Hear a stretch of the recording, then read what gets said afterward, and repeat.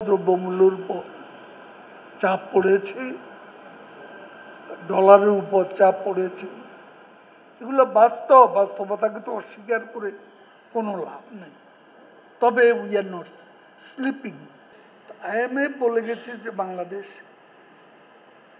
এখানে অন্যান্য দক্ষিণ এশিয়ার দেশগুলোর চেয়ে এখনো স্টেবল পরিস্থিতিতে আছে।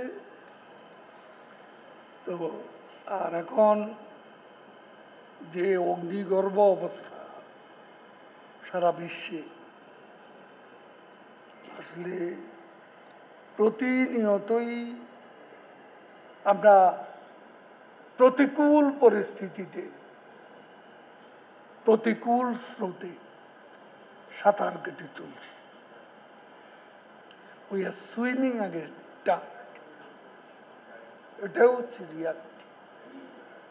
এই অবস্থায় শেখ হাসিনার মতো প্রধানমন্ত্রী বাংলাদেশে আছেন বলে তিনি কনসামেট একজন ক্রাইসিস ম্যানেজার, সেটা প্যান্ডেমিকে প্রমাণ করেছে। এবং সব সংকটে আজকে যে বিশ্বে যুদ্ধের দামামা, আজকে মধ্যপ্রাচ্য, তারপরে রেড সি, ইউক্রেন, আমাদের প্রতিবেশী দেশ মিয়ানমারে এথনিক কমিউনিটিগুলোর সাথে সরকারের কনফ্লিক্ট, নিত্যকার দৃশ্যপট। এই সময়ে সব কিছু সামাল দেওয়া, অর্থনীতি কিছুটা ঝুঁকির মুখে পড়েছে।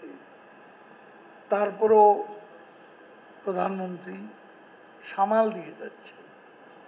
IMF সেদিনও বলে গেছে বাংলাদেশ একমাত্র ভারত ছাড়া প্রবৃত্তিতে এখন দক্ষিণ এশিয়ায় সবার চেয়ে বেশি,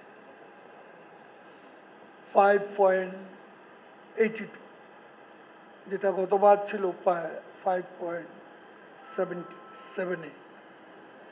এবং আমাদের জাতীয় আয় পার ক্যাপিটা ইনকাম এটা 2734 মতো।